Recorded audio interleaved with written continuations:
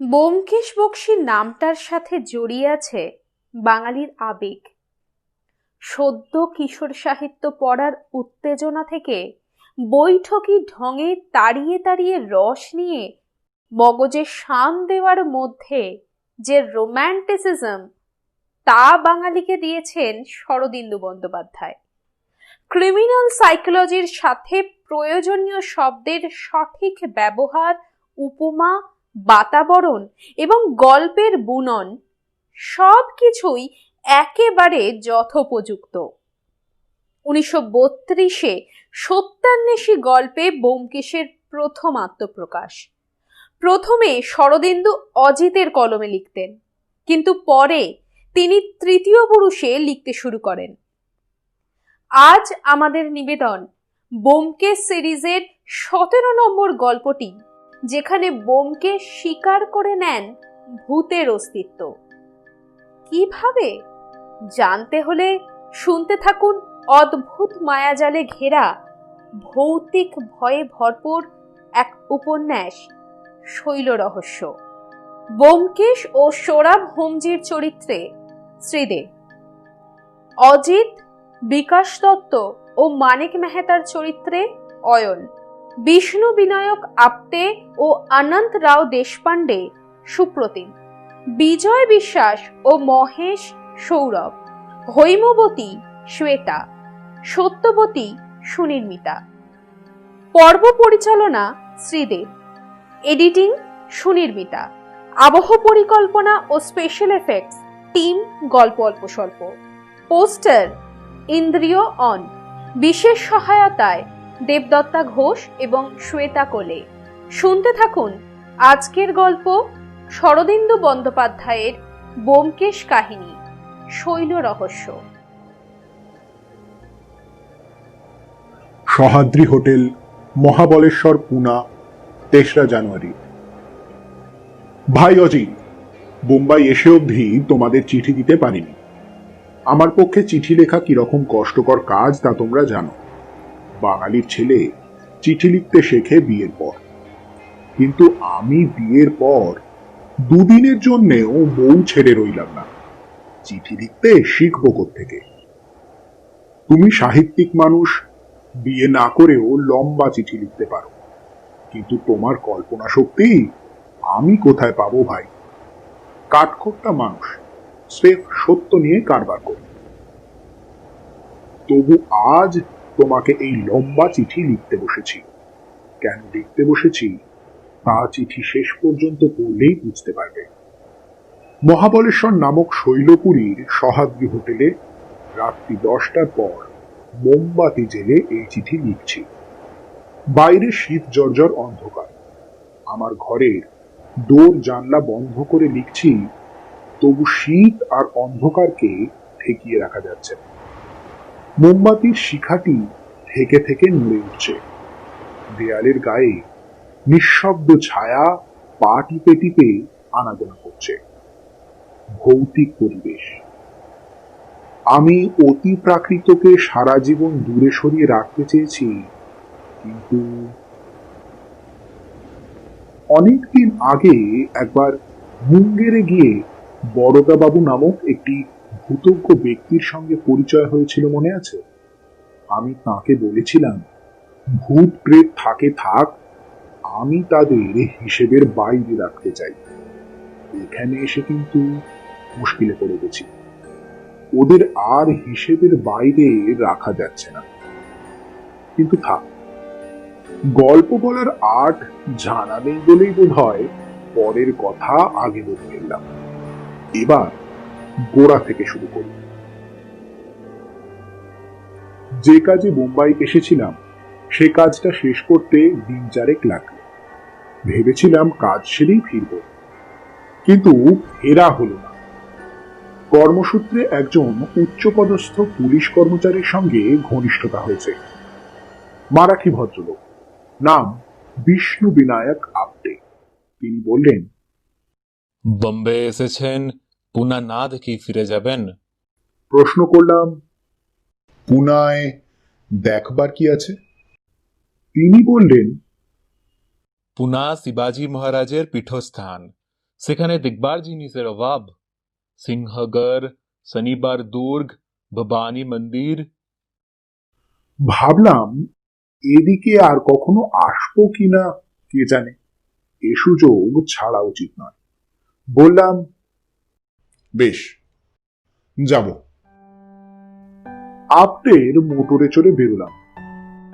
বোম্বাই থেকে পুনে যাবার পাকা মোটর রাস্তা আছে। সহ্যাদ্রি গিরিশঙ্করের ভিতর দিয়ে পাক খেয়ে খেয়ে গিয়েছে। এখানকার নৈসর্গিক দৃশ্য বর্ণনা করা আমার কর্ম নয়। এক পাশে উত্তুঙ্গ শিখর, অন্য পাশে অতল স্পর্শী খাদের কোলে সবুজ উপত্যকা। তুমি যদি দেখতে, একটা চম্পু কাব্য লিখে ফেলতে। পুনায় আপ্টের বাড়িতে উঠলাম। সাহেবী কাণ্ড কারখানা, আদর যত্নের সীমা নেই। আমাকে আপ্টে যে এত খাতির করছে, তার পিছনে আপ্টের স্বাভাবিক সহৃদয়তা তো আছেই, বোধহয় বোম্বাই প্রাদেশিক সরকারের ইশারাও আছে। সে যা। পুনা বোম্বাইয়ের চেয়ে বেশি ঠান্ডা, কারণ বোম্বাই শহর সমুদ্রের সমতল, আর পুনা সমুদ্র থেকে প্রায় 2000 ফুট উঁচুতে। পুনার ঠান্ডায় কিন্তু বেশ একটা চনমনে ভাব আছে। শরীর মনকে চাঙ্গা করে তোলে, জড়ো ভরত করে ফেলে না। পুনায় 3 দিন থেকে দর্শনীয় যা কিছু আছে সব দেখলাম। তারপর আপনি বললেন, পুনায় এসে মহাবালেশ্বর না দেখে চলে যাবেন? আমি বললাম, মহাবলেশ্বর সে কাকে বলে? আপনি হেসে বললেন, একটা জায়গার নাম, বোম্বে প্রদেশের সেরা হিল স্টেশন। আপনাদের যেমন দার্জিলিং, আমাদের তেমনি মহাবালেশ্বর। পুনা থেকে আরো 2000 ফুট উঁচু। গরমের সময় বোম্বের সবাই মহাবালেশ্বর যায়। কিন্তু শীতকালে তো যায় না। এখন ঠান্ডা কেমন? একেবারে হোম ওয়েদার। চলুন চলুন, মজা পাবেন। অতএব মহাবলেশ্বরে এসেছি এবং বেশ মজা টের পাচ্ছি। পুনা থেকে মহাবলেশ্বর 72 মাইল, মোটরে আসতে হয়। আমরা পুনে থেকে বেরুলাম দুপুরবেলা খাওয়া দাওয়ার পর। মহাবলেশ্বরে পৌঁছলাম আন্দাজ 4টের সময়। পৌঁছে দেখি শহর শূন্য। 2-4 জন স্থায়ী বাসিন্দা ছাড়া সবাই পালিয়েছে। সত্যি হোম ওয়েদার। দিনের বেলায় হিহিকম্প, রাত্রে হিহিকম্প। ভাগ্যিস আপনি আমার জন্য একটা মোটা ওভারকোট এনেছিল, নিলে শীত ভাঙতো না। শহরের বর্ণনা দেব না, মনে করো দার্জিলিং এর ছোট ভাই। আপনি আমাকে নিয়ে সহ্যাদ্রি হোটেলে উঠলেন। হোটেলে একটিও অতিথি নেই, কেবল হোটেলের মালিক 2-3 জন চাকর নিয়ে বাস করছেন। হোটেলের মালিক জাতে পারসি, নাম সোরাব হোমজি, আপটের পুরনো বন্ধু। বয়স্ক লোক, মোটাসোটা, টকটকে রং। বিষয় বুদ্ধি নিশ্চয়ই আছে, নইলে হোটেল চালানো যায় না। কিন্তু ভারী অমায়িক প্রকৃতি। আপনি আমার সঙ্গে পরিচয় করিয়ে দিলেন। তিনি তীক্ষ্ণ দৃষ্টিতে আমার দিকে একবার তাকিয়ে খুব সমাদর করে নিজের বসবার ঘরে নিয়ে গেলেন। অবিলম্বে কফি এসে পড়ল, তার সঙ্গে নানা রকম পেস্ট্রি। ভালো কথা, তুমি বোধহয় জানো না, ঘোড়া পার্সিরা ধূমপান করে না, কিন্তু মদ খায়। মদ না খেলে তাদের ধর্মবিশ্বাসে আঘাত লাগে। কফি পর্ব শেষ হতে না হতে সূর্যাস্ত হয়ে গেল। অতঃপর আপনি আমাকে হোটেলে রেখে মোটর নিয়ে বেরুলেন। এখানে তার কি একজন আত্মীয় আছে, যার সঙ্গে দেখা করে ঘন্টা খানেকের মধ্যে ফিরবেন। তিনি চলে যাওয়ার পর হুমজি মৃদু হেসে বললেন, আপনি বাঙালি? শুনলে আশ্চর্য হবেন, মাস 10 আগে পর্যন্ত এই হোটেলের মালিক ছিল একজন বাঙালি। আশ্চর্য হলাম। বললাম, বলেন কি, বাঙালি এত দূরে এসে হোটেল খুলে বসেছিল? হুমজি বললেন, হ্যাঁ, তবে একলা নয়, তার একজন গুজরাটি অংশীদার ছিল। এই সময় একটা চাকর এসে অবদ্ধ ভাষায় তাকে কি বলল। তিনি আমাকে জিজ্ঞেস করলেন, আপনি কি স্নান করবেন? যদি স্নান করেন, গরম জল তৈরি আছে। বললাম, রক্ষে করুন, এই শীতে স্নান, একেবারে বোম্বাই গিয়ে স্নান করব। চাকর চলে গেল। তখন আমি হোমজিকে প্রশ্ন করলাম, আচ্ছা, আপনি তো বোম্বের লোক, তাহলে এই শীতে এখানে রয়েছেন কেন? এখানে তো কাজকর্ম এখন কিছুই নেই। কাজকর্ম আছে বই কি। মার্চ মাস থেকে হোটেল খুলবে, অতিথিরা আসতে শুরু করবে। তার আগেই বাড়িটাকে সাজিয়ে গুছিয়ে ফিটফাট করে তুলতে হবে। তাছাড়া বাড়ির পিছন দিকে গোলাপের বাগান করেছি, চলুন না দেখবেন। এখনো দিনের বেলা আছে। বাড়ির পিছন দিকে গিয়ে বাগান দেখলাম। বাগান এখনো তৈরি হয়নি, তবে মাসখানেকের মধ্যে ফুল ফুটতে আরম্ভ করবে। হোমজির ভারী বাগানের শখ। এইখানে সহাদ্রি হোটেলের একটা বর্ণনা দিয়ে রাখি। চুনকাম করা পাথরের দোতলা বাড়ি, সব শুদ্ধ 12-14টা বড় বড় ঘর আছে। সামনে দিয়ে গেরুমাটি ঢাকা রাস্তা গিয়েছে, পিছন দিকে গোলাপ বাগানের জন্য। লম্বায় চওড়ায় কাঠাচারেক হবে, তারপরে গভীর খাদ। শুধু গভীর নয়, খাড়া নেমে গিয়েছে।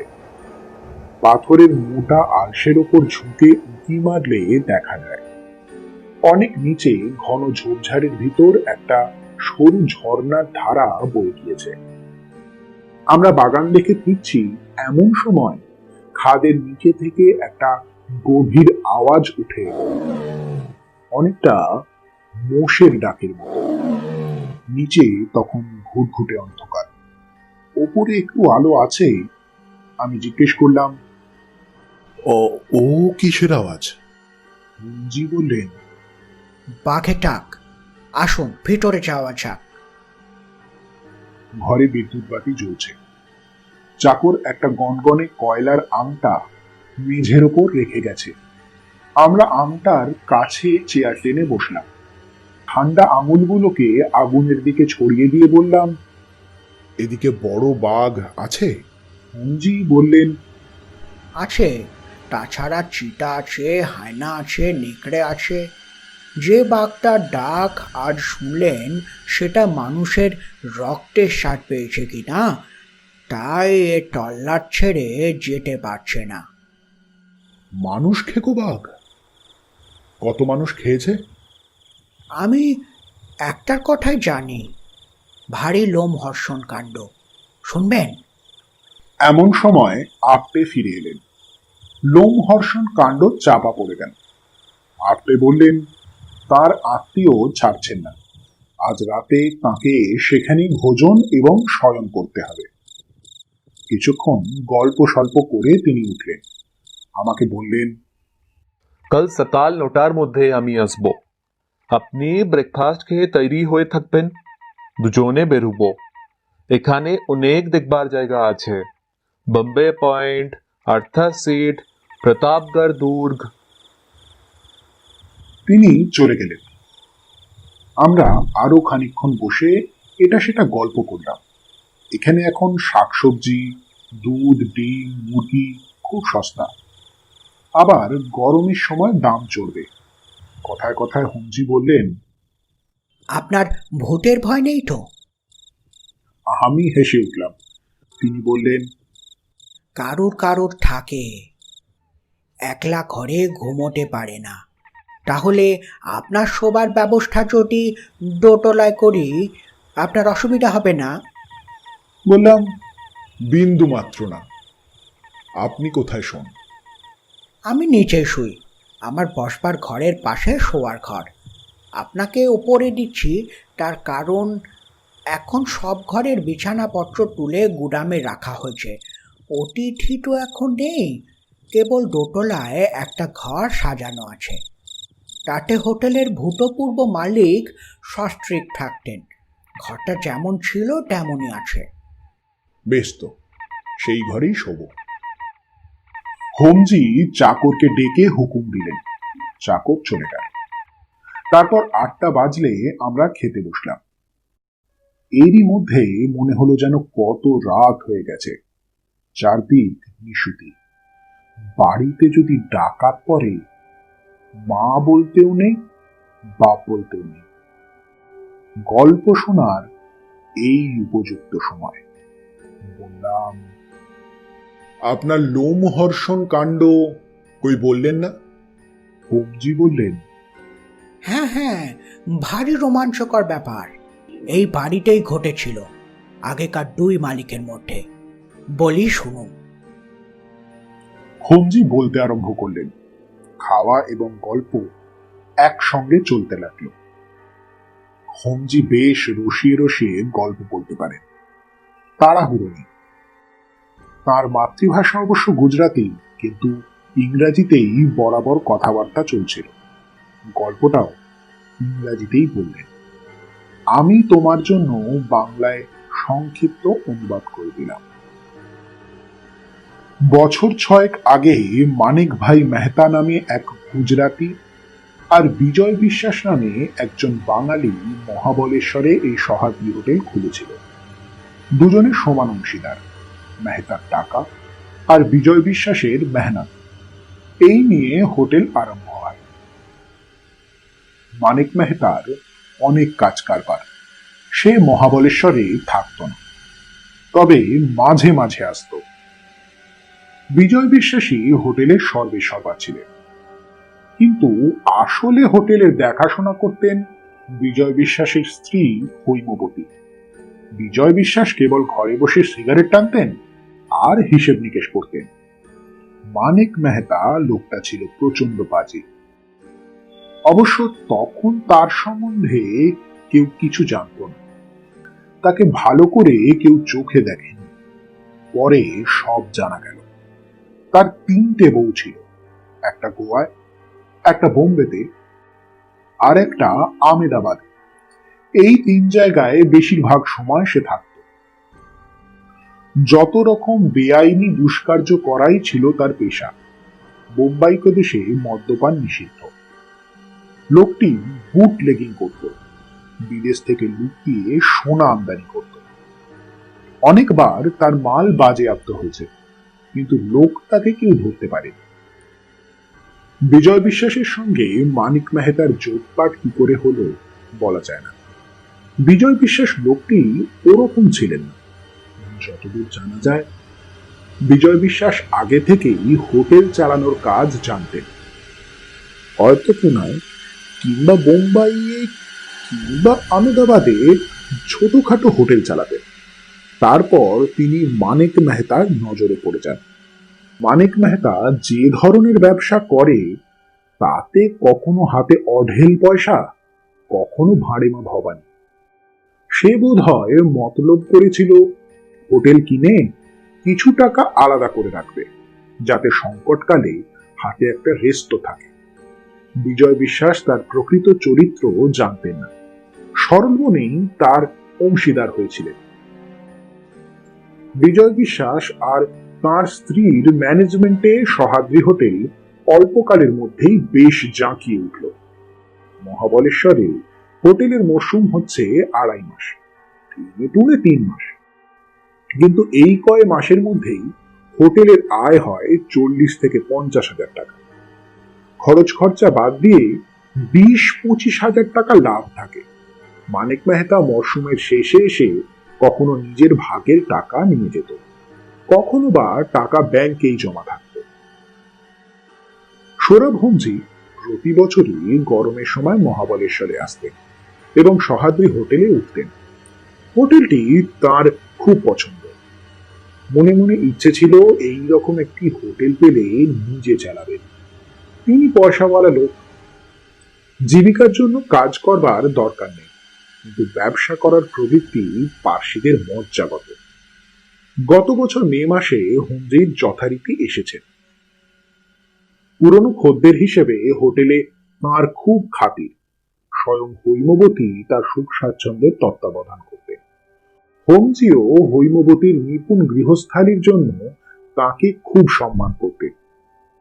একদিন হৈমবতী বিমর্ষভাবে হোমজিকে বললেন, শেঠজি, আসছে বছর আপনি যখন আসবেন তখন আমাদের আর দেখতে পাবেন না।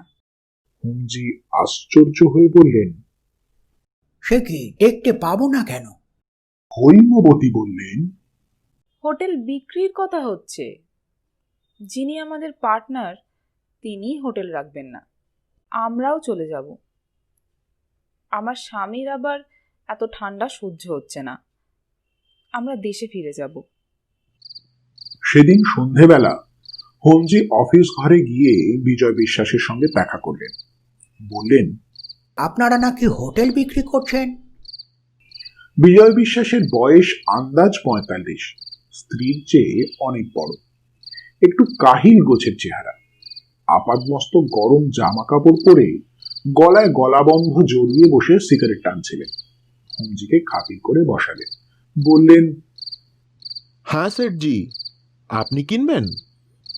হোমজি বললেন, ভালো দর পেলে কিনতে পারি। আপনার পার্টনার কোথায়? বিশ্বাস বললেন, আমার পার্টনার এখন বিদেশে আছেন, তাই আমাকে আমোক্তারনামা দিয়েছেন, এই দেখুন। তিনি দেরাজ থেকে পাওয়ার অফ অ্যাটর্নি বার করে দেখালেন। তারপর দর কষাকষি আরম্ভ হলো। বিজয় বিশ্বাস হাঁকলেন 1.5 লাখ, হোমজি বললেন 50,000। শেষ পর্যন্ত 84,000-এ রফা হলো। কিন্তু স্থাবর সম্পত্তি কেনা তো 2-4 দিনের কাজ নয়। দলিল দস্তাবেজ তদারক করা, উকিল অ্যাটর্নির সঙ্গে পরামর্শ করা, রেজিস্ট্রি অফিসে খোঁজ খবর নেওয়া, এইসব করতে কয়েক মাস কেটে গেল।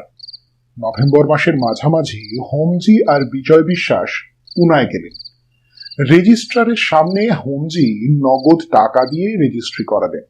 কথা হলো 1 ডিসেম্বর তিনি হোটেলের দখল নেবেন। তারপর হোমজি বোম্বাই গেলেন। বিজয় বিশ্বাস মহাবলেশ্বরে ফিরে এলেন। হোটেলে তখন অতিথি নেই, একটা চাকরানি ছাড়া চাকর বাকর বিদেয় হয়েছে। তাই এরপর যেসব ঘটনা ঘটেছিল তা কেবল হৈমবতীর জবানবন্দি থেকেই জানা যায়। মানিক মেহতা নিশ্চয় নিজে আড়ালে থাকবার মতলব করেই বিজয় বিশ্বাসকে মুক্তারনামা দিয়েছিলেন। যেদিন কাবালা রেজিস্ট্রি হলো তার পরদিন রাত্রে 9টার সময় সে সহাদ্রি হোটেলে এসে হাজির। পরে পুলিশের তদন্তে জানা গিয়েছিল মানিক মেহতা মহাবলেশ্বরের বাইরে 2 মাইল দূরে মোটর রেখে পায়ে হেঁটে মহাবলেশ্বরে ঢুকেছিল। সে যখন পৌঁছলো তখন বিজয় বিশ্বাস আর হৈমবতী রাত্রির খাওয়া দাওয়া সেরে অফিস ঘরে বসে নিজেদের ভবিষ্যৎ সম্বন্ধে জল্পনা কল্পনা করছিলেন। চাকরানিটা শুতে গিয়েছিল। তখন বেশ শীত পড়েছে। মানিক মেহতার গায়ে মোটা ওভারকোট, মাথায় পশমের মাংকি ক্যাপ। তার ব্যবহার বরাবরই খুব মিষ্টি। সে এসে বলল, হৈমাবেন, আমি আজ রাত্রে এইখানেই থাকবো আর খাবো, সামান্য কিছু হলেই চলবে। হৈমবতী খাবারের ব্যবস্থা করতে রান্নাঘরে চলে গেলেন। চাকরানিকে আর জাগালেন না। মানিক মেহতা আর বিজয় বিশ্বাস কাজকর্মের কথা শুরু করলেন। অফিস ঘরে একটা মজবুত লোহার সিন্দুক ছিল। হোটেল বিক্রির টাকা এবং ব্যাংকের জমা টাকা সব এই সিন্দুকেই রাখা হয়েছিল। বিজয় বিশ্বাস জানতেন 2-1 দিনের মধ্যেই মেহতা টাকা নিতে আসবে। হৈমবতী রান্নাঘরে গিয়ে স্টোভ জেলে ভাজাভুজি তৈরি করতে লাগলেন, কিন্তু তার কান পড়ে রইল অফিস ঘরের দিকে। রান্নাঘর অফিস ঘর থেকে বেশি দূর নয়। তার ওপর নিস্তব্ধ রাত্রি। কিছুক্ষণ পর তিনি শুনতে পেলেন ওরা দুজন অফিস ঘর থেকে বেরিয়ে কথা বলতে বলতে হোটেলের পিছন দিকের জমিতে চলে গেলেন। হৈমবতী একটু আশ্চর্য লাগলো, কারণ তার স্বামী শীত কাতুরে মানুষ। এত শীতে খোলা হাওয়ায় যাওয়া তার স্বভাব বিরুদ্ধ। কিন্তু হৈমবতীর মনে কোনো আশঙ্কাই ছিল না। তিনি রান্নাঘর থেকে বেরুলেন না, যেমন রান্না করছিলেন করতে লাগলেন। তারপর হোটেলের পিছন দিক থেকে একটা চাপা চিৎকারের শব্দ শুনে তিনি একবারে কাঠ হয়ে গেলেন। তাঁর স্বামীর গলার চিৎকার। ক্ষণকাল স্তম্ভিত অবস্থায় থেকে তিনি ছুটে গেলেন হোটেলের পিছন দিকে। পিছনের জমিতে যাবার একটা দরজা আছে। হৈমবতী দরজার কাছে পৌঁছেছেন এমন সময় মানিক মেহতা ওদিক থেকে ঝড়ের মতো এসে ঢুকল। হৈমবতীকে সজোরে একপাশে সরিয়ে দিয়ে সদরের দিকে চলে গেল। কি হলো, কি হলো বলে হৈমবতী পিছনের জমিতে ছুটে গেলেন। সেখানে কেউ নেই। হৈমবতী তার স্বামীর খোঁজে অফিস ঘরের দিকে ছুটলেন। সেখানে দেখলেন লোহার সিন্দুকের কবাট খোলা রয়েছে। তার ভেতর থেকে নোটের বান্ডিল সব অন্তর্হিত হয়েছে, প্রায় 1.5 লাখ টাকার নোট। এতক্ষণে হৈমবতী প্রকৃত ব্যাপার বুঝতে পারলেন। মানিক মেহতা তার স্বামীকে ঠেলে খাদের মধ্যে ফেলে দিয়েছে আর সমস্ত টাকা নিয়ে পালিয়েছে। তিনি চিৎকার করে অজ্ঞান হয়ে পড়লেন। ভাই অজিত, আজ এইখানেই থামতে হলো। ঘরের মধ্যে অশরীরীর উৎপাত আরম্ভ হয়েছে। কাল বাকি চিঠি শেষ করব। 4 জানুয়ারি। কাল চিঠি শেষ করতে পারিনি। আজ রাত্রি 10টার পর মোমবাতি জ্বালিয়ে আবার আরম্ভ করছি। হোমজি খেতে বসে গল্প বলছিলেন। গল্প শেষ হওয়ার আগেই খাওয়া শেষ হলো। আমরা বসবার ঘরে উঠে গেলাম।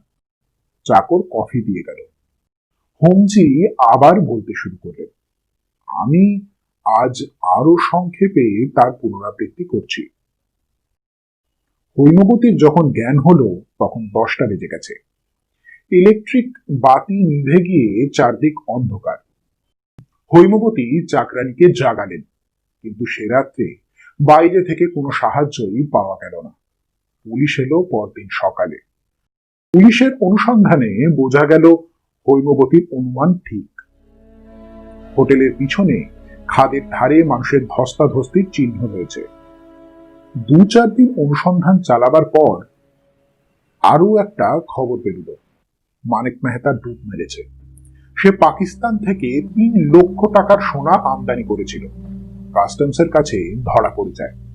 মানিক মেহতা ধরা না পড়লেও একেবারে নিঃস্ব হয়ে পড়েছিল। তাই অংশীদারকে খুন করে সে প্রায় 1.5 লক্ষ টাকা হাতিয়েছে। এদিকে খাদের তলা থেকে বিজয় বিশ্বাসের লাশ উদ্ধার করা দরকার, কিন্তু এমন দুর্গম এই খাদ, সেখানে পৌঁছানো অতি কষ্টকর ব্যাপার। উপরন্তু সম্প্রতি একজোড়া বাঘ এসে খাদের মধ্যে আড্ডা গেড়েছে। গভীর রাত্রে তাদের হুঙ্কার শোনা যায়। যা হোক, কয়েকজন পাহাড়িকে নিয়ে 3 দিন পর পুলিশ খাদে নেমে দেখল বিজয় বিশ্বাসের দেহের বিশেষ কিছু অবশিষ্ট নেই। কয়েকটা হাড়গোড় আর রক্তমাখা কাপড় জামা, গলাবন্ধ ইত্যাদি নিয়ে তারা ফিরে এলেন। পুলিশের মনে আর কোনো সংশয় রইল না।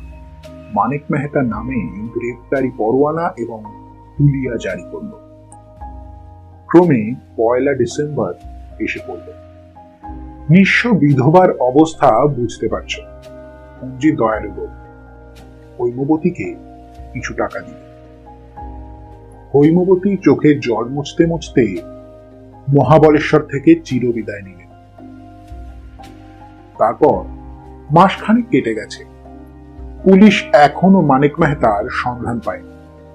বাঘ আর বাঘিনী কিন্তু এখনো খাদের তলায় ঘুরে বেড়াচ্ছে। মানুষের রক্তের স্বাদ তারা পেয়েছে। এ স্থান ছেড়ে যেতে পারছে না। অঞ্জির গল্প শুনে মনটা একটু খারাপ হলো।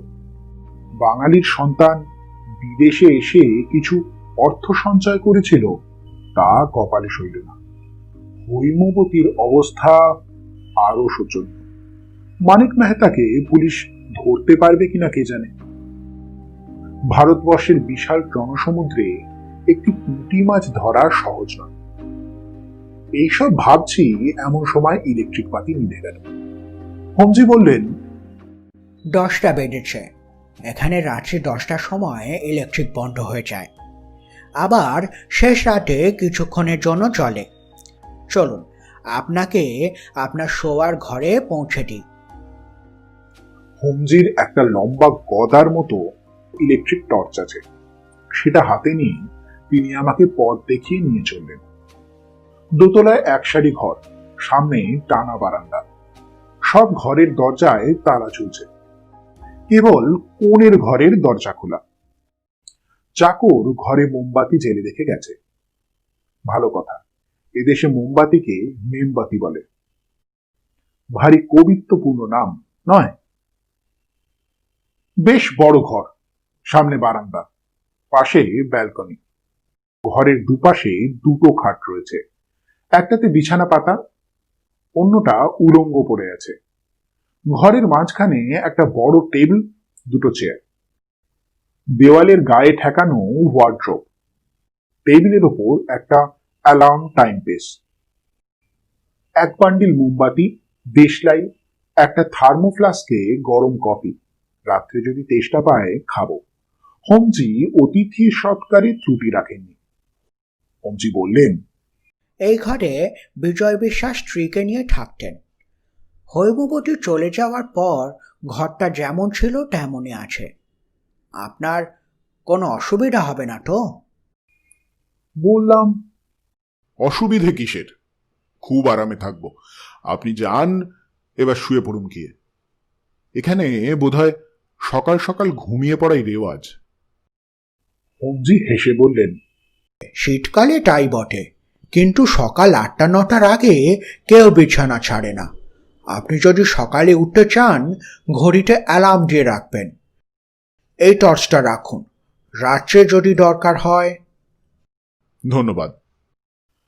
হোমজি নেমে গেলেন। আমি দরজা বন্ধ করে দিলাম। মোমবাতির আলোয় ঘরটা আবছা দেখাচ্ছে। আমি টর্চ জ্বালিয়ে ঘরময় একবার ঘুরে বেড়ালাম। আমার সুটকেস চাকর ওয়ার্ড্রবের পাশে রেখে দিয়েছে। ওয়ার্ড্রব খুলে দেখলাম সেটা খালি।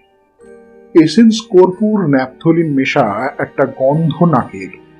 হৈমবতী এই ওয়ার্ড্রবেই নিজের কাপড় চোপড় রাখতেন। ঘরের পিছন দিকে একটা সরু দরজা রয়েছে, খুলে দেখলাম গোসলখানা। আবার বন্ধ করে দিলাম। তারপর চেয়ারে এসে বসে সিগারেট ধরালাম।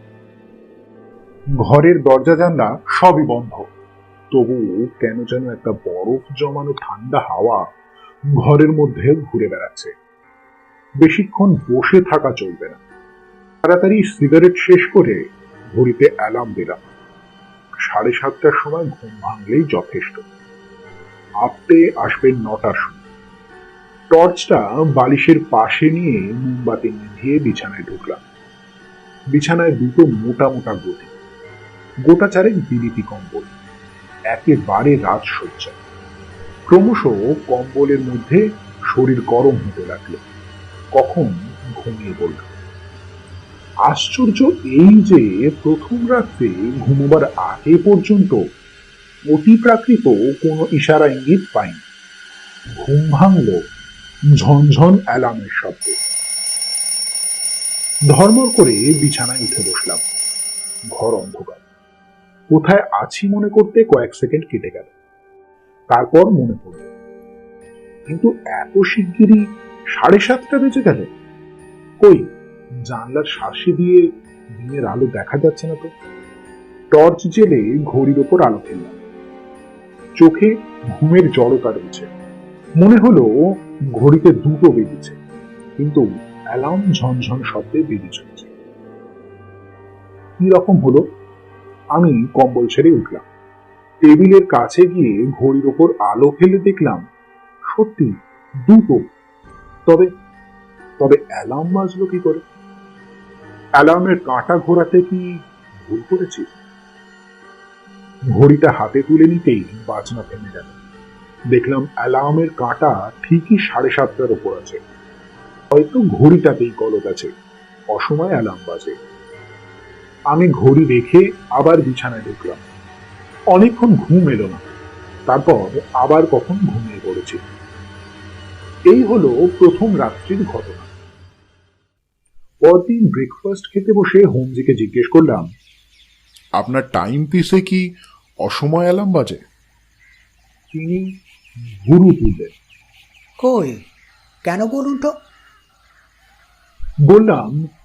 তিনি শুনে উদ্বিগ্ন মুখে একটু চুপ করে রইলেন। তারপর বললেন, হয়তো সম্প্রতি খারাপ হয়েছে। আমার অন্য অ্যালার্ম ঘড়ি আছে, সেটা আজ রাত্রে আপনাকে দেব।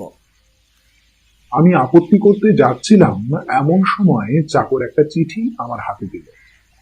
আপটের চিঠি। তিনি লিখেছেন, কাল রাত্রে হঠাৎ পা পিছলে গিয়ে তাঁর পায়ের গোছ মুচকে গেছে, নড়ার ক্ষমতা নেই, আমরা যদি দয়া করে আসি। চিঠি হোমজিকে দেখালাম। তিনি মুখে চুকচুক শব্দ করে বললেন, চলুন দেখে আসি। জিজ্ঞেস করলাম, কত দূর? মাইল 2 হবে, বাজারের মধ্যে। এখানে মহারাষ্ট্র ব্যাংকের একটা ব্রাঞ্চ আছে। আপটের আত্মীয় তার ম্যানেজার, ব্যাংকের ওপর তলায় থাকেন। ব্রেকফাস্ট সেরে বেরোলাম। হোমজির একটা ছোটখাটো স্ট্যান্ডার্ড মোটর আছে, তাইতে চড়ে গেলাম। ব্যাংকের বাড়িটা দোতলা। বাড়ির পাশ থেকে খোলা সিঁড়ি ওপরে উঠেছে। আমরা ওপরে উঠে গেলাম। আপনি বালিশের উপর ব্যান্ডেজ বাঁধা পা তুলে দিয়ে খাটে শুয়ে আছেন। আমাদের দেখে দুহাত বাড়িয়ে বললেন, কি কাণ্ড দেখুন দেখি, কোথায় আপনাকে নিয়ে ঘুরে বেড়াবো তা নয়, এক্কেবারে শয্যাশায়ী। আমরা খাটের পাশে চেয়ারে বসলাম। কি হয়েছিল? আপনি বললেন, রাত্রে ঘুম ভেঙে শুনলাম দরজায় কে খুটখুট করে টোকা মারছে। বিছানা ছেড়ে উঠলাম, কিন্তু দোর খুলে দেখি কেউ নেই। আবার দোর বন্ধ করে ফিরছি, পা মুচড়ে পড়ে গেলাম, বাঁ পাটা স্প্রেন হয়ে গেল। আর কোথাও লাগেনি তো? না, আর কোথাও লাগেনি, কিন্তু আপনি একটু চুপ করে থেকে বললেন, আশ্চর্য, আমি হোঁচট খাইনি, পায়ে কাপড়ও জড়িয়ে যায়নি। ঠিক মনে হলো কেউ আমাকে পিছন থেকে ঠেলে দিল। আমার কি মনে হলো জিজ্ঞেস করলাম। রাত্রি তখন কটা? ঠিক 2টা। এই বিষয়ে আর কথা হলো না। গৃহস্বামী এসে পড়লেন। ব্যাংকের ম্যানেজার হলেও অনন্তরাও দেশপাণ্ডে বেশ ফুর্তিবাজ লোক। আজকাল ব্যাংকে কাজকর্ম নেই বললেই হয়। তিনি আমাদের সঙ্গে আড্ডা জমালেন। আপনার পা ভাঙা নিয়ে খানিকটা ঠাট্টা তামাশা হলো। গরম গরম চিড়ে ভাজা আর পটেটো চিপস দিয়ে আর এক প্রস্থ কফি হলো। তারপর আমরা উঠলাম। আপনি কাতর ভাবে বললেন, ভেবেছিলাম মিস্টার বক্সিকে মহাবলেশ্বর ঘুরিয়ে দেখাবো, তার হলো না। 2-3 দিন মাটিতে পা রাখতেই পারবো না। হোমজি বললেন, তাতে কি হয়েছে, আমি ওকে মহাবলেশ্বর দেখিয়ে দেব। আমার তো এখন ছুটি। কাল আবার আসবো বলে আমরা চলে এলাম। দুপুরবেলা লাঞ্চ খেয়ে হোমজির সঙ্গে বেরুলাম। কাছাকাছি কয়েকটা দর্শনীয় স্থান আছে। একটি হ্রদ আছে, তাতে মোটর লঞ্চ চড়ে বেড়ালাম। মহাবলেশ্বরের মধু বিখ্যাত। কয়েকটি মধুর কারখানা দেখি। মৌমাছি মধু তৈরি করছে আর মানুষ তাই বিক্রি করে পয়সা রোজগার করছে। মৌমাছিদের খেতে দিতে হয় না, মজুরি দিতে হয় না, একটি ফুলের বাগান থাকলেই হলো। কিন্তু যা, বাজে কথা লিখে চিঠি বড় করব না। এখনো আসল কথা সবই বাকি। হোমজির কাছ থেকে একটা চিঠির প্যাড জোগাড় করেছি, তা প্রায় ফুরিয়ে এলো। সে রাত্রে 10টা বাজবার 5 মিনিট আগে শুতে গেলাম। চাকর সব ঠিকঠাক করে রেখে গিয়েছে। দেখলাম পুরনো ঘড়ির বদলে একটা নতুন অ্যালার্ম ঘড়ি রেখে গেছে। আমি এতে আর দম দিলাম না। অ্যালার্মের চাবিটা এঁটে বন্ধ করে দিলাম। অ্যালার্মের দরকার নেই, যখন ঘুম ভাঙবে তখন উঠব। আলো নেভার আগেই শুয়ে পড়লাম। এতক্ষণ লক্ষ্য করি, শুয়ে শুয়ে দেখছি একটা চামচিকে ঘরে ঢুকেছে। দরজা জানলা সব বন্ধ, তাই পালাতে পারছে না। নিঃশব্দ পাখায় ঘরের এ কোণ থেকে ও কোণ যাচ্ছে, আবার ফিরে আসছে। দরজা খুলে তাকে তাড়ানো যায় কিনা ভাবছি, এমন সময় ইলেকট্রিক বাতি নিভে গেল। আর উপায় কি? জন্তুটা সারা রাত্রি পালাবার রাস্তা খুঁজে উড়ে বেড়াবে, হয়তো ক্লান্ত হয়ে ঘরের কোণে পড়ে থাকবে। অন্ধকারে শুয়ে শুয়ে ভাবছি, ঘুম আসছে না। কাল রাত্রি 2টোর সময় আমার ঘরে অকারণে অ্যালার্ম ঘড়ি বাজল, আর ঠিক সেই সময় 2 মাইল দূরে আপ্টের পা মচকালো। দুটো ঘটনার মধ্যে নৈসর্গিক সম্পর্ক কিছুই নেই, সমাপতন ছাড়া আর কি হতে পারে? অথচ আপ্টের পা যদি না মচকাতো, তিনি আজ এই ঘরে অন্য খাটে শুতেন। চামচিকেটা কি এখনো উড়ে বেড়াচ্ছে? আমার গায়ে এসে পড়বে না তো? পরে পড়ুক, ইতর প্রাণীকে আমার ভয় নেই। সত্যবতী আরশোলা আর ইঁদুরকে ভয় করে, খোকা ভয় করে টিকটিকিকে। ঘুমিয়ে পড়েছিলাম, কানের কাছে কড়কড় শব্দে কড়া নাকাড়া বেজে উঠল। কম্বলের মধ্যে লাফিয়ে উঠলাম। নতুন ঘড়ির অ্যালার্ম বাজছে। এ আওয়াজ আরো উগ্র, কিন্তু অ্যালার্ম বাজার তো কথা নয়। আমি দম দিইনি, চাবি বন্ধ করে দিয়েছি। তবে টর্চ জেলে বিছানা থেকে উঠলাম। ঘড়িতে 2টো বেজেছে। অ্যালার্মের চাবি যেমন বন্ধ ছিল তেমনই বন্ধ আছে, তবু বাজনা বেজে চলেছে। ঘড়ি হাতে তুলে নিতেই বাজনা থেমে গেল। যেমন ঘড়ি তেমন ঘড়ি, অত্যন্ত সহজ এবং স্বাভাবিক। অজিত, তুমি জানো আমি রহস্য ভালোবাসি না। রহস্য দেখলেই আমার মন তাকে ভেঙে চুরে তার অন্তর্নিহিত সত্যটি আবিষ্কার করতে লেগে যায়। কিন্তু এই কি রকম রহস্য? অলৌকিক ঘটনার প্রতি আমার বুদ্ধি স্বভাবতই বিমুখ। যা প্রমাণ করা যায় না তা বিশ্বাস করতে আমার বিবেকে বাধে। কিন্তু এই কি? চক্ষুকর্ণ দিয়ে যাকে প্রত্যক্ষ করছি তার সঙ্গে ঐচ্ছিক কিছুরই কোনো সংস্রব নেই। অমূলক কারণহীন ঘটনা চোখের সামনে ঘটে যাচ্ছে। এর মূল পর্যন্ত অনুসন্ধান করে দেখতে হবে। মোমবাতি জ্বালালাম। তোমাকে আগে লিখেছি ঘরে 2টো চেয়ার আছে, তার মধ্যে একটা সাধারণ খাড়া চেয়ার, অন্যটা দোলনা চেয়ার। আমি গায়ে একটা কম্বল জড়িয়ে দোলনা চেয়ারে বসলাম। সিগারেট ধরিয়ে মৃদু মৃদু দোল খেতে লাগলাম। দোরের দিকে মুখ করে বসে আছি। ডান পাশে টেবিল, বাঁ পাশে দেয়ালে লাগানো ওয়ার্ড্রপ, পিছনে আমার খাট। আমি সিগারেট টানতে টানতে দুলছি আর ভাবছি। চামচিকেটা কোথায় ছিল জানি না, বাতি জ্বলতে দেখে আবার উঠতে আরম্ভ করেছে। আমার মাথা ঘিরে চক্কর দিচ্ছে। পাখার শব্দ নেই, কেবল এক এক টুকরো জমাট অন্ধকার শূন্য ঘুরপাক খাচ্ছে। সিগারেট শেষ করে চোখ বুজে আছি। ভাবছি কি হতে পারে। 2টো ঘড়িতেই বেতালা অ্যালার্ম বাজে। তবে কি মুঞ্জি আমার সঙ্গে প্র্যাকটিক্যাল যোগ করছে? আমি কাল ভূতের কথায় হেসেছিলাম, তাই তিনি আমাকে ভয় দেখাচ্ছেন। তাই যদি হয়, তাহলে ঘড়িটার যন্ত্রপাতি খুলে পরীক্ষা করলেই ধরা যাবে। কিন্তু হোমজি বয়স্ক ব্যক্তি, এমন বাঁদুরে রসিকতা করবেন? কতক্ষণ চোখ বুজে দোল খাচ্ছিলাম বলতে পারি না, মিনিট 15-র বেশি নয়। চোখ খুলে চমকে গেলাম। দোলনা চেয়ারটা দুলতে দুলতে ঘুরে গেছে। আমি দরজার দিকে মুখ করে বসেছিলাম, এখন ওয়ার্ড্রবের দিকে মুখ করে বসে আছি। শুধু তাই নয়, ওয়ার্ড্রবের খুব কাছে এসে পড়েছি।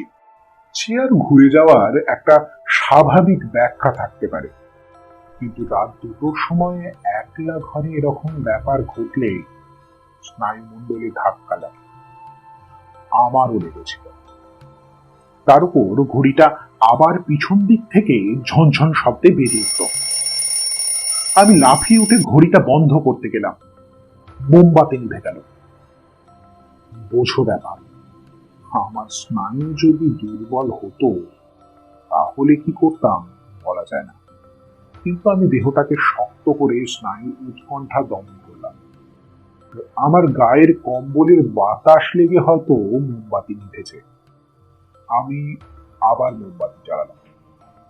ঘড়িটা হাতে নিতেই বাজনা থেমে গেল, কিন্তু ঘড়িকে আর বিশ্বাস নেই। আমি সেটাকে হাতে নিয়ে ওয়ার্ড্রবের কাছে গেলাম। ওয়ার্ড্রবে আমার কাপড় চোপড় রেখেছি, তার মধ্যে ঘড়ি চাপা দিয়ে রাখবো। তারপর ঘড়ি যত বাজে বাজুক। ওয়ার্ড্রবের কপাট খুলতেই সেন্ট কর্পূর ন্যাপথলিন মেশানো গন্ধটা নাকে এলো। আমি ঘড়িটাকে আমার জামা কাপড়ের তলায় মুড়ে দিয়ে কপাট বন্ধ করে দিলাম। 2:30 বেজেছে, এখনো অর্ধেক রাত বাকি। আমি আবার কম্বল মুড়ি দিয়ে শুয়ে পড়লাম। মস্তিষ্ক গরম হয়েছে, তন্দ্রা আসছে আবার ছুটে যাচ্ছে। ঘড়িটা ওয়ার্ড্রবের মধ্যে বাজছে কিনা শুনতে পাচ্ছি না। তারপর ক্রমে বোধ হয় ঘুম এসে গিয়েছিল। বিকট চিৎকার করে জেগে উঠলাম। কম্বলের মধ্যে আমার পেটের কাছে কিছু একটা কিলবিল করছে, টিকটিকি কিংবা ব্যাং কিংবা চামচিকে। একটানে কম্বল সরিয়ে বিছানা থেকে লাফিয়ে নামলাম। টর্চ জ্বালালাম, মোমবাতি জ্বালালাম। বিছানায় কোনো জন্তু জানোয়ার নেই। চামচিকেটাও কোথাও অদৃশ্য হয়েছে। হাত ঘড়িতে দেখলাম রাত্রি 3:30। বাকি রাত্রিটা টেবিলের সামনে খাড়া চেয়ারেই বসে কাটিয়ে দিলাম, আর ঘুমোবার চেষ্টা বৃথা। চিঠি ভীষণ লম্বা হচ্ছে। ভৌতিক অভিজ্ঞতার বিবরণ দেয়া আমার উদ্দেশ্য না। এবার চটপট শেষ করব। 5টার সময় ইলেকট্রিক আলো জ্বলে উঠল। আমি ওয়ার্ড্রপ খুলে ঘড়ি বার করলাম। ঘড়ির সঙ্গে একটা বাদামি কাগজের চিলতে বেরিয়ে এলো। তাতে বাংলা হরফে একটা ঠিকানা লেখা আছে, কলকাতার দক্ষিণ সীমানার একটা ঠিকানা। ঠিকানাটা নকল করে পাঠালাম, তোমার দরকার হবে। আমি স্কাউট ছুরি দিয়ে ঘড়িটা খুললাম। যন্ত্রপাতির কোনো গন্ডগোল নেই, সহজ ঘড়ি। আমি সত্যান্বেষী, সত্যকে স্বীকার করতে আমি বাধ্য। তা সে লৌকিক সত্যই হোক আর অলৌকিক সত্যই হোক। কায়াহীনকে সম্বোধন করে বললাম, তুমি কি চাও? উত্তর এলো না, কেবল টেবিলটা নড়ে উঠল। আমি টেবিলের ওপর হাত রেখে বসেছিলাম। বললাম, তুমি কি চাও আমি তোমার মৃত্যুর তদন্ত করি? এবার টেবিল তো নড়লই। আমি যে চেয়ারে বসেছিলাম তার পেছনের পায়া দুটো উঁচু হয়ে উঠল। আমি প্রায় টেবিলের ওপর হুমড়ি খেয়ে পড়লাম। বললাম, বুঝেছি, কিন্তু পুলিশ তো তদন্ত করছেই। আমি করলে কি সুবিধা হবে? আমি কোথায় তদন্ত করব? ঘড়িটা চড়াং করে একবার বেজেই থেমে গেল। ঠিকানা লেখা বাদামি কাগজের চিলটেটা টেবিলের একপাশে রাখা ছিল। সেটা যেন হাওয়া লেগে আমার সামনে সরে এলো। আমার মাথায় একটা আইডিয়া এলো। মানিক মেহতা কি বাংলাদেশে গিয়ে লুকিয়ে আছে? আশ্চর্য নয়, একটা লুকিয়ে আছে। কিংবা বললাম, আচ্ছা, চেষ্টা করব। এই সময় ইলেকট্রিক বাতি নিভে গেল। দেখলাম জানলার সার্সি দিয়ে দিনের আলো দেখা যাচ্ছে। হোমজিকে কিছু বললাম। 9টার সময় দুজনে আপটেকে দেখতে গেলাম। মোটরে যেতে যেতে হোমজিকে জিজ্ঞেস করলাম, হৈমবতীর চেহারা কেমন? হোমজি আমার দিকে মুখ ফিরিয়ে একটু হাসলেন। বললেন, ভালো চেহারা, রং খুব ফর্সা নয়, কিন্তু ভারী চটকদার চেহারা। বয়স? হয়তো 30-এর কিছু বেশি, কিন্তু দীর্ঘ যৌবনা। শরীরের বাঁধনই ঢিলে হয়নি। আপটের পা কালকের চেয়ে ভালো, কিন্তু এখনো হাঁটতে পারেন না। গৃহস্বামী অনন্তরাও দেশপাণ্ডের সঙ্গেও দেখা হলো। মাকে কয়েকটা প্রশ্ন করলাম। আপনি বিজয় বিশ্বাসকে চিনতেন? চিন্তাম বৈকি, সহ্যাদ্রি হোটেলের সব টাকাই আমার ব্যাংকে ছিল। কত টাকা? সিজনের শেষে প্রায় ৪৫,০০০ দাঁড়িয়েছিল। বিজয় বিশ্বাসের নিজের আলাদা কোনো অ্যাকাউন্ট ছিল? ছিল আন্দাজ ২,০০০ টাকা, কিন্তু মৃত্যুর কয়েকদিন আগে তিনি প্রায় সব টাকা বার করে নিয়েছিলেন। ১০০ টাকা পড়ে আছে। তার স্ত্রী যাবার আগে সে টাকা বের করে নেননি? স্ত্রী যতক্ষণ কোর্ট থেকে ওয়ারি সাব্যস্ত না হচ্ছেন ততক্ষণ তো তাকে টাকা দিতে পারি না। হৈমবতী এখন কোথায়? তার ঠিকানা জানেন? না। আর কেউ জানে? হোমজি বললেন, বোধ হয় না। যাওয়ার সময় তিনি নিজেই জানতেন না কোথায় যাবেন। আমি আপটেকে জিজ্ঞেস করলাম, আপনি নিশ্চয়ই এ মামলার খবর রাখেন। মানিক মেহতার কোনো সন্ধান পাওয়া গেছে? তিনি বললেন, না, সন্ধান পাওয়া গেলে আমি জানতে পারতাম। মানিক মেহতার ফটোগ্রাফ আছে? একটা গ্রুপ ফটোগ্রাফ ছিল। সহ্যাদ্রি হোটেল যখন আরম্ভ হয় তখন মানিক মেহতা, বিজয় বিশ্বাস আর হৈমবতী একসঙ্গে ছবি তুলিয়েছিল, কিন্তু সেটা পাওয়া যায়নি। হোটেলে ফিরে এসে দুপুরবেলা খুব ঘুমোলাম। রাত্রে তোমাকে চিঠি লিখতে বসেছিলাম, কিন্তু বারবার বাধা পেয়ে শেষ করতে পারি। বিদেহাত্মা আমার এই চিঠি লেখাতে সন্তুষ্ট নন, অথচ সে কি চায় বোঝাতে পারছে না। যা হোক, আজ চিঠি শেষ করব। এতখানি ভূমিতার কারণ বোধহয় বুঝতে পারছো। তোমাকে একটা কাজ করতে হবে। কলকাতার দক্ষিণ প্রান্তে যে ঠিকানা দিলাম তুমি সেখানে যাবে। যদি সেখানে হৈমবতী বিশ্বাসের দেখা না পাও তাহলে কিছু করবার নেই, কিন্তু যদি পাও তাহলে তাকে কয়েকটা প্রশ্ন করবে। মানিক মেহতার সঙ্গে তাদের যে গ্রুপ ফটো তোলা হয়েছিল সেটা কোথায়? মানিক মেহতার সঙ্গে হৈমবতীর বেশি ঘনিষ্ঠতা ছিল কিনা জানবার চেষ্টা করবে। কবে কোথায় বিশ্বাসদের সঙ্গে মেহতার পরিচয় হয়েছিল? হৈমবতীর আর্থিক অবস্থা এখন কেন? বাড়িতে কে কে আছে সব খবর নেবে। যে প্রশ্নই তোমার মনে আসুক জিজ্ঞেস করবে। তারপর সব কথা পুঙ্খানুপুঙ্খ ভাবে আমাকে লিখে জানাবে। কোনো কথা তুচ্ছ বলে বাদ দেবে না। যদি সন্দেহজনক কিছু চোখে পড়ে টেলিগ্রাম করে আমাকে জানাবে। তোমার চিঠির অপেক্ষায় থাকবো। এখানে দারুণ শীত, বেশি দিন থাকার ইচ্ছে নেই, কিন্তু এ ব্যাপারে নিষ্পত্তি না হওয়া পর্যন্ত যেতেও পারছি না। আশা করি খোকা ও সত্যবতী ভালো আছে এবং তুমি ইনফ্লুয়েঞ্জা ঝেড়ে ফেলে আবার চাঙ্গা হয়ে উঠেছ। ভালোবাসা নিয়ে, তোমার ব্যোমকেশ। ভাই ব্যোমকেশ, তোমার চিঠি আজ সকালে পেয়েছি এবং রাত্রে বসে জবাব লিখছি। হায় নাস্তিক, তুমি শেষে ভূতের খপ্পরে পড়ে গেলে। সত্যবতী জানতে চাইছে, ভূতই তো, পেতনি নয় নিশ্চয়। ওদিকের পেতনিরা নাকি ভারী জাহাবাজ হয়। যাক, বাজে কথা লিখে পুঁথি বাড়াবো না। তোমার নির্দেশ অনুযায়ী আজ বেলা ৩টে নাগাদ বাসা থেকে বেরুচ্ছি। বিকাশ দত্ত এলো। আমি কোথায় যাচ্ছি শুনে সে বলল, আরে সর্বনাশ, সে তো ধাপধারা গোবিন্দপুর, পথ চিনে যেতে পারবেন। বললাম, তুমি চলো না। বিকাশ রাজি হয়ে গেল। তাকে সব বললাম না, মোটামুটি একটা আন্দাজ দিলাম। দুজনে চললাম সত্যি ধাপধারা গোবিন্দপুর। ট্রামে বাসে কলকাতার দক্ষিণ সীমানা ছাড়িয়ে যেখানে গিয়ে পৌঁছুলাম সেখানে কেবল একটি লম্বা রাস্তা চলে গেছে। রাস্তায় ২-৩০০ গজ অন্তর একটা বাড়ি। শেষ পর্যন্ত বেলা আন্দাজ 4:30 সময় নির্দিষ্ট ঠিকানায় উপস্থিত হলাম। রাস্তা থেকে খানিক পিছিয়ে ছোট একতলা বাড়ি, চারদিকে খোলা মাঠ। বিকাশকে বললাম, তুমি রাস্তার ধারে গাছতলায় বসে বিড়ি খাও, আমি এখনই ফিরতে পারি, আবার ঘণ্টাখানেক দেরিও হতে পারে।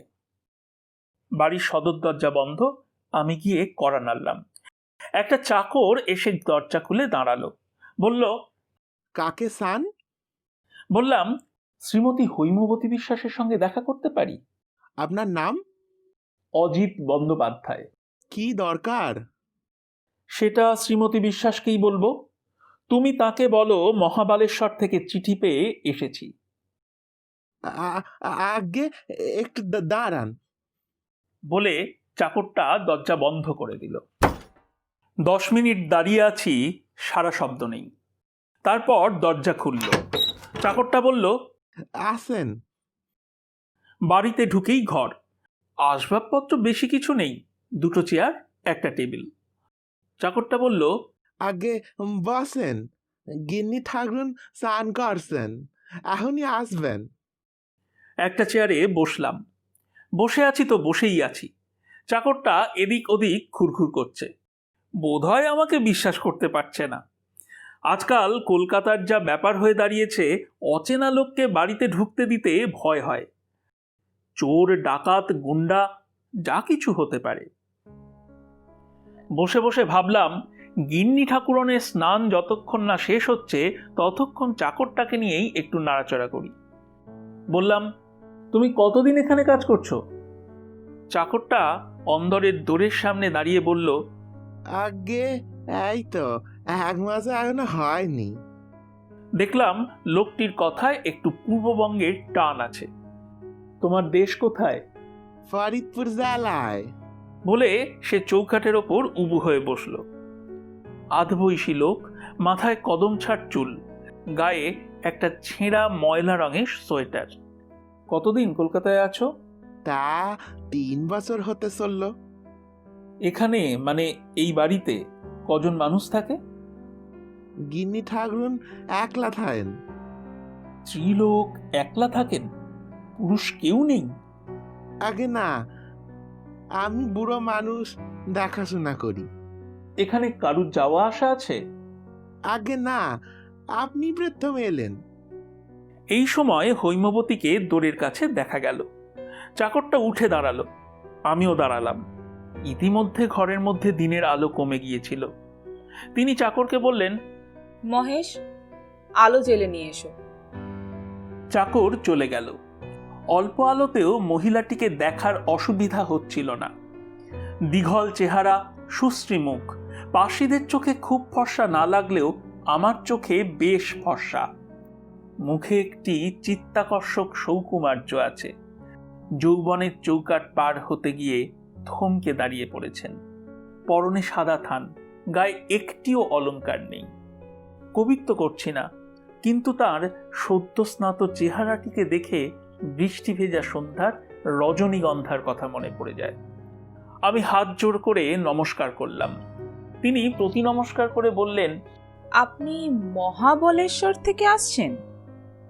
আমি বললাম, না, আমার বন্ধু ব্যোমকেশ বক্সী মহাবালেশ্বরে আছেন, তার চিঠি পেয়ে আপনার সঙ্গে দেখা করতে এসেছি। তবে কি মানিক মেহতা ধরা পড়েছে? বললাম, না, এখনো ধরা পড়েনি। হৈমবতী আস্তে আস্তে চেয়ারে বসলেন, নিরাস্বরে বললেন, বসুন। আমার কাছে এসেছেন কেন? আমি বসলাম। বললাম, আমার বন্ধু ব্যোমকেশ বক্সী। তিনি বললেন, ব্যোমকেশ বক্সীকে? পুলিশের লোক? না না, ব্যোমকেশ বক্সীর নাম শোনেননি? এই বলে তোমার পরিচয় দিলাম। তার মুখ নিরুৎসুক হয়ে রইল। দেখা যাচ্ছে তুমি নিজেকে যতটা বিখ্যাত মনে করো ততটা বিখ্যাত নও। সব শুনে হৈমবতী বললেন, আমি জানতুম না। সারা জীবন বিদেশে কেটেছে। এই সময় মহেশ চাকর একটা লণ্ঠন এনে টেবিলের ওপর রেখে চলে গেল। বলা বাহুল্য, বাড়িতে বৈদ্যুতিন সংযোগ নেই। লণ্ঠনের আলোয় হৈমবতীর মুখ আরো স্পষ্টভাবে দেখলাম। ব্যথিত আশাহত মুখ ক্লান্তি ভরে থমথম করছে। দু এক গাছি ভিজে চুল কপালে গালে জুড়ে রয়েছে। আমার মন লজ্জিত হয়ে উঠল। এই শোক নিষিক্তা মহিলাকে বেশি কষ্ট দেওয়া উচিত নয়। তাড়াতাড়ি প্রশ্নগুলো শেষ করে চলে যাওয়াই কর্তব্য। বললাম, আমাকে মাফ করবেন। মানিক মেহতাকে ধরবার উদ্দেশ্যেই ব্যোমকেশ আপনাকে কয়েকটা প্রশ্ন করে পাঠিয়েছে। মানিক মেহতার সঙ্গে আপনাদের প্রথম পরিচয় কবে হয়? হৈমবতী বললেন, 6 বছর আগে। আমাদের তখন আমেদাবাদের ছোট্ট একটি হোটেল ছিল। কি কুক্ষণেই যে তার সঙ্গে দেখা হয়েছিল। মানিক মেহতার সঙ্গে আপনার বেশ ঘনিষ্ঠ পরিচয় হয়েছিল? আমার সঙ্গে তার সর্বসাকল্যে 5-6 বারের বেশি দেখা হয়নি। বছরের মধ্যে একবার কি দুবার আসতো। চুপি চুপি আসতো। নিজের ভাগের টাকা নিয়ে চুপি চুপি চলে যেত। তার এই চুপি চুপি আসা যাওয়া দেখে তার চরিত্র সম্বন্ধে আপনাদের কোনো সন্দেহ হয়নি? না, আমরা ভাবতাম তার স্বভাবই ওই রকম, নিজেকে জাহির করতে চায় না। তার কোনো ফটোগ্রাফ আছে কি? একটা গ্রুপ ফটো ছিল, সহাদ্রি হোটেলের অফিসে টাঙানো থাকতো। সে রাত্রে আমি মূর্ছা ভেঙে দেখলুম দেওয়ালে ছবিটা নেই। সে রাত্রে হোটেলের লোহার সিন্ধুকে কত টাকা ছিল? ঠিক জানি না, আন্দাজ 1.5 লাখ। অতঃপর আর কি প্রশ্ন করব ভেবে পেলাম না। আমি উঠি উঠি করছি, হৈমবতী আমাকে প্রশ্ন করলেন, আমি যে এখানে আছি আপনার বন্ধু জানলেন কি করে? আমি তো কাউকে জানাইনি। উত্তর দিতে গিয়ে থেমে গেলাম। মহিলাটির বর্তমান মানসিক অবস্থায় ভূতপ্রেতের অবতারণা না করাই ভালো। বললাম, তা জানি না, ব্যোমকেশ কিছু লেখেনি। আপনি উপস্থিত এখানেই আছেন তো? হৈমবতী বললেন, বোধহয় আছি। আমার স্বামীর এক বন্ধু তার এই বাড়িতে দয়া করে থাকতে দিয়েছেন। আসুন, নমস্কার। বাইরে এসে দেখলাম অন্ধকার হয়ে গেছে। রাস্তার ধারে গাছের তলায় বিড়ির মুখে আগুন জ্বলছে। তাই দেখে বিকাশের কাছে গেলাম। তারপর দুজনে ফিরে চললাম। ভাগ্যক্রমে খানিক দূর যাবার পর একটা ট্যাক্সি পাওয়া গেল। ট্যাক্সিতে যেতে যেতে বিকাশ বলল, কাজ হলো? এই কথা আমিও ভাবছিলাম। হৈমবতীর দেখা পেয়েছি বটে, তাকে প্রশ্নও করেছি, কিন্তু কাজ হলো কি? মানিক মেহতা এখন কোথায়, তার কোনো ইঙ্গিত পাওয়া গেল কি? বললাম, কতকটা হলো। বিকাশ খানিক চুপ করে থেকে বলল, আপনি যখন ব্যোমকেশ বাবুকে চিঠি লিখবেন তখন তাকে জানাবেন শোবার ঘরে 2টো খাট আছে। অবাক হয়ে বললাম, তুমি জানলে কি করে? বিকাশ বলল, আপনি যখন মহিলাটির সঙ্গে কথা বলছিলেন আমি তখন বাড়ির সব জানলা দিয়ে উকি মেরে দেখেছি। তাই নাকি? আর কি দেখলে? যা কিছু দেখলাম শোবার ঘরেই দেখলাম, অন্য ঘরে কিছু নেই। কি দেখলে? একটা মাঝারি গোছের লোহার সিন্দুক আছে। আমি যখন কাঁচের ভেতর দিয়ে উকি মারলাম তখন চাকরটা সিন্দুকের হাতল ধরে ঘোরাবার চেষ্টা করছিল। চাকরটা? ঠিক দেখেছ? আজ্ঞে হ্যাঁ, সে যখন সদর দরজা খুলেছিল তখন আমি তাকে দেখেছিলাম। সে ছাড়া বাড়িতে অন্য পুরুষ নেই। তারপর লেকের কাছাকাছি এসে ট্যাক্সি ছেড়ে দিলাম। বিকাশ নিজের রাস্তা ধরল, আমি বাসায় ফিরে এলাম। রাত্রে বসে চিঠি লিখছি, কাল সকালের ডাকে দেব। যাই হোক, তুমি কেমন আছো? সত্যবতী আর খোকা ভালো আছে। আমি আবার চাঙ্গা হয়ে উঠছি। ইতি, তোমার অজিত। আমি অজিত বন্দ্যোপাধ্যায় এই কাহিনীর শেষ অংশ লিখছি। ব্যোমকেশের নামে সহাদ্রি হোটেলের ঠিকানায় চিঠি লিখিয়া ডাকে দিয়াছিলাম 9 তারিখের সকালে। 12 তারিখের বিকেলবেলা অনুমান 3টের সময় ব্যোমকেশ আসিয়া উপস্থিত। সবিস্ময়ে বলিলাম, এ কি, আমার চিঠি পেয়েছিলে? চিঠি পেয়েই এলাম, প্লেনে এসেছি। তুমি চটপট তৈরি হয়ে নাও। বলিয়া ব্যোমকেশ ভিতরের দিকে চলিয়া গেল। আধ ঘন্টার মধ্যে বাড়ি হইতে বাহির হইলাম। রাস্তায় বাড়ির সামনে পুলিশের ভ্যান দাঁড়াইয়া আছে, তাহাতে একজন ইন্সপেক্টর আর কয়েকজন কনস্টেবল। আমরাও ভ্যানে উঠিয়া বসিলাম। কয়েকদিন আগে যে সময় হৈমবতীর নির্জন গৃহের সম্মুখে উপস্থিত হইয়াছিলাম, প্রায় সেই সময় আবার গিয়া পৌঁছিলাম। আজ কিন্তু ভৃত্য মহেশ দরজা খুলিয়া দিতে আসিল না, দরজা খোলাই ছিল। আমরা সদল বলে প্রবেশ করিলাম। বাড়িতে কেহ নাই, হৈমবতী নাই, মহেশ নাই, কেবল আসবাবগুলি পড়িয়া আছে। বাহিরের ঘরে চেয়ার টেবিল, শয়নকক্ষে দুটি খাট ও লোহার সিন্দুক, রান্নাঘরে হাঁড়ি কলসি। লোহার সিন্দুকের কপাট খোলা, তাহার অভ্যন্তর শূন্য। ব্যোমকেশ করুণ হাসিয়া ইন্সপেক্টরের পানে চাহিল। চিড়িয়া উড়েছে। সে রাত্রে নৈশভোজ সম্পন্ন করিয়া ব্যোমকেশ ও আমি তক্তপোষের উপর গায়ে আলোয়ান জড়াইয়া বসিয়াছিলাম। সত্যবতী খোকাকে ঘুম পাড়াইয়া আসিয়া ব্যোমকেশের গা ঘেঁষিয়া বসিল। একটা শীতের হাওয়া উঠিয়াছে, হাওয়ার জোর ক্রমেই বাড়িতেছে। আমাদের ঘরের দরজা জানলা সব বন্ধ, তবু কোনো অদৃশ্য ছিদ্রপথে ছুঁচের মতো বাতাস প্রবেশ করিয়া গায়ে বিঁধিতেছে। বলিলাম, মহাবালেশ্বরের শীত তুমি খানিকটা সঙ্গে এনেছ দেখছি। আশা করি বিজয় বিশ্বাসের প্রেতটিকেও সঙ্গে আনোনি। সত্যবতী ব্যোমকেশের কাছে আর একটু ঘেঁষিয়া বসিল। ব্যোমকেশ আমার পানে একটি সকৌতুক দৃষ্টি হানিয়া বলিল, প্রেত সম্বন্ধে তোমার ভুল ধারণা এখনো যায়নি। বলিলাম, প্রেত সম্বন্ধে আমার ভুল ধারণা থাকা বিচিত্র নয়, কারণ প্রেতের সঙ্গে আমি এখনো রাত্রিবাস করিনি। আচ্ছা ব্যোমকেশ, সত্যিই তুমি ভূতে বিশ্বাস করো? যা প্রত্যক্ষ করেছি তা বিশ্বাস করা না করার কোনো প্রশ্নই ওঠে না। তুমি ব্যোমকেশ বক্সীর অস্তিত্বে বিশ্বাস করো? ব্যোমকেশ বক্সীর অস্তিত্বে বিশ্বাস করি, কারণ তাকে চোখের সামনে দেখতে পাচ্ছি। কিন্তু ভূত তো আর চোখে দেখিনি, বিশ্বাস করি কি করে?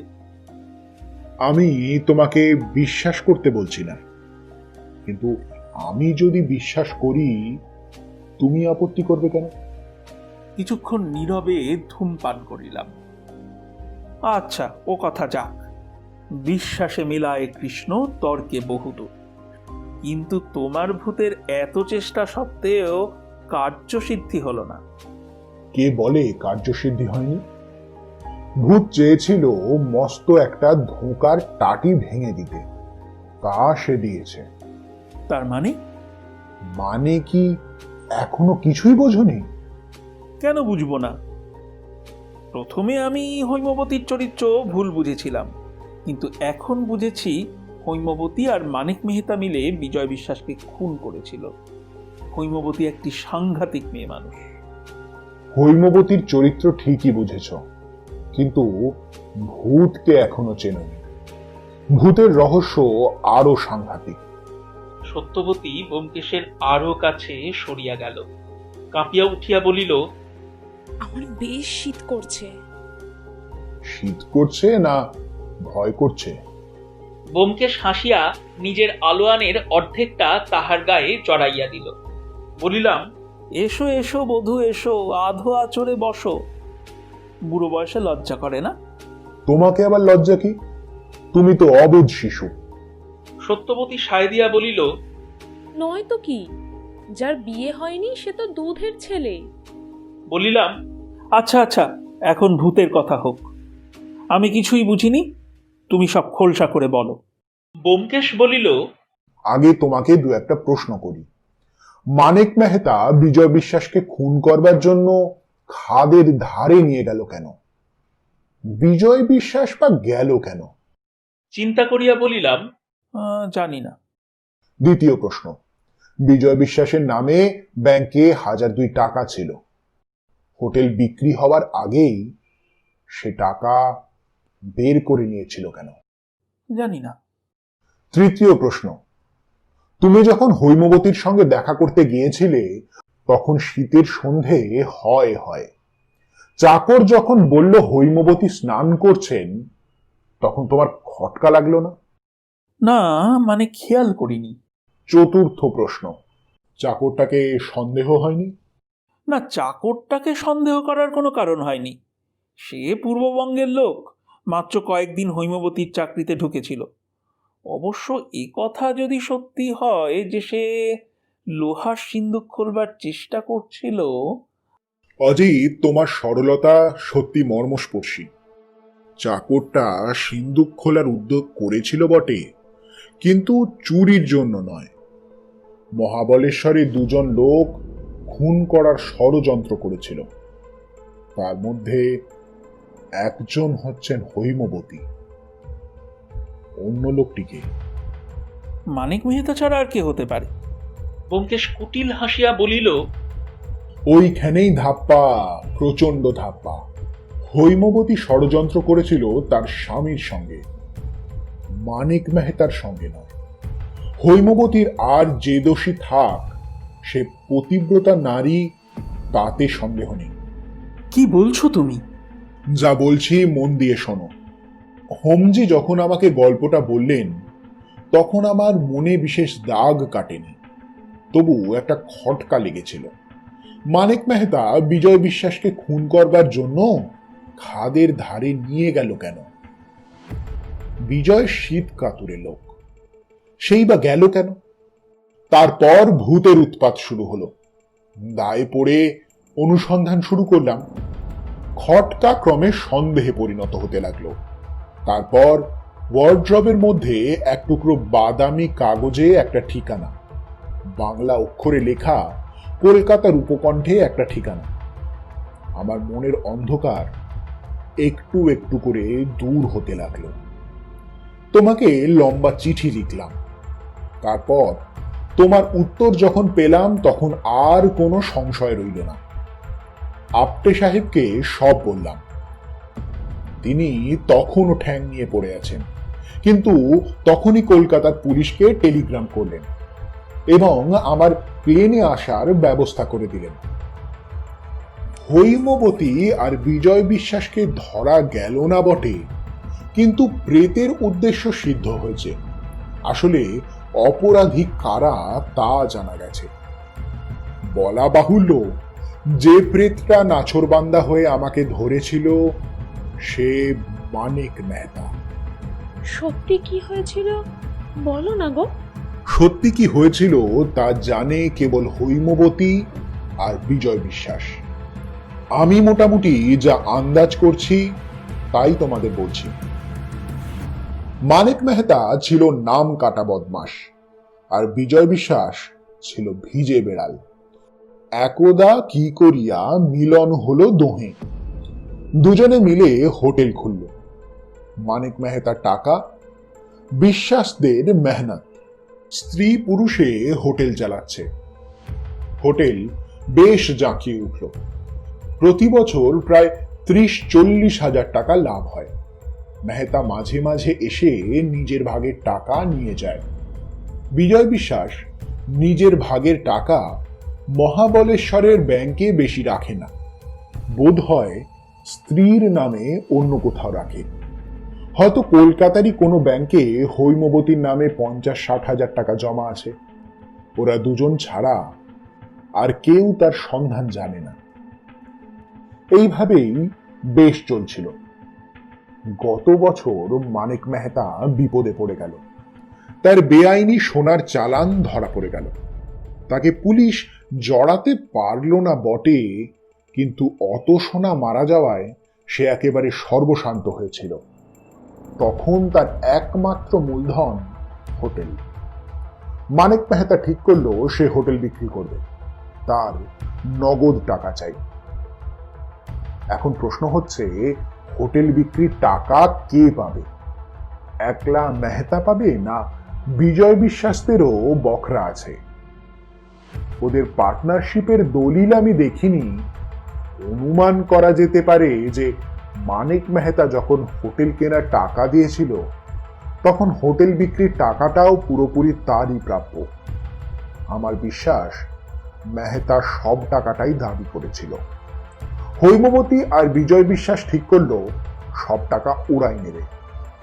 ওদের পূর্ব ইতিহাস কিছু জানা যায় না, কিন্তু ওদের প্রকৃতি যে স্বভাবতই অপরাধপ্রবণ তাতে আমার সন্দেহ নেই। দুজনে মিলে পরামর্শ করলো। মানিক মেহতা পুলিশের নজর লাগা দাগি লোক, তার ঘাড়ে অপরাধের ভার চাপিয়ে দেওয়া সহজ। স্বামী স্ত্রী মিলে নিপুণভাবে প্ল্যান গড়ে তুলল। কলকাতার উপকণ্ঠে তখন কিভাবে ওরা বাসা ঠিক করেছিল আমি জানি না, হয়তো কলকাতার কোনো পরিচিত লোকের মারফত বাসা ঠিক করেছিল। হৈমবতী বাসার ঠিকানা কাগজে লিখে ওয়ার্ড্রবের মধ্যে গুঁজে রেখেছিল, পাছে ঠিকানা ভুলে যায়। পরে অবশ্য ঠিকানা তাদের মুখস্থ হয়ে গিয়েছিল, তাই হৈমবতী যাওয়ার সময় বাদামি কাগজের টুকরোটা ওয়ার্ড্রবেই ফেলে যায়। কাঠের ওয়ার্ড্রবের বাদামি কাগজের টুকরোটা বোধহয় চোখে পড়েনি। ওই একটি মারাত্মক ভুল হৈমবতী করেছিল। যা হোক, নির্দিষ্ট রাতে মানিক মেহতা চুপি চুপি এসে হাজির। হোটেলে একটিও অতিথি নেই। চাকরানিটাকে হৈমবতী নিশ্চয়ই ঘুমের ওষুধ খাইয়েছিল। হোটেলে ছিল কেবল হৈমবতী আর বিজয় বিশ্বাস। মানিক মেহতাকে ওরা হোটেলের অফিস ঘরেই খুন করেছিল। এমনভাবে খুন করেছিল যাতে রক্তপাত না হয়। তারপর ছদ্মবেশ ধারণের পালা। বিজয় বিশ্বাস মানিক মেহতার গা থেকে জামা কাপড় খুলে নিজে পরল। নিজের জামা কাপড় গলাবন্ধ মানিক মেহতাকে পরিয়ে দিল। তারপর দুজন লাশ নিয়ে গিয়ে খাদের মধ্যে ফেলে দিল। কিছুদিন থেকে এক ব্যাঘ্র দম্পতি এসে খাদে বাসা করেছিল, সুতরাং লাশের যে কিছুই পাওয়া যাবে না তা বিশ্বাস দম্পতি জানত। ব্যাঘ্র দম্পতির কথা বিবেচনা করেই তারা প্ল্যান করেছিল। আসল কাজ শেষ হলে বিজয় বিশ্বাস সমস্ত টাকা কড়ি নিয়ে বেরিয়ে পড়ল। নিশুতি শীতের রাত্রি, কেউ তাকে দেখল না।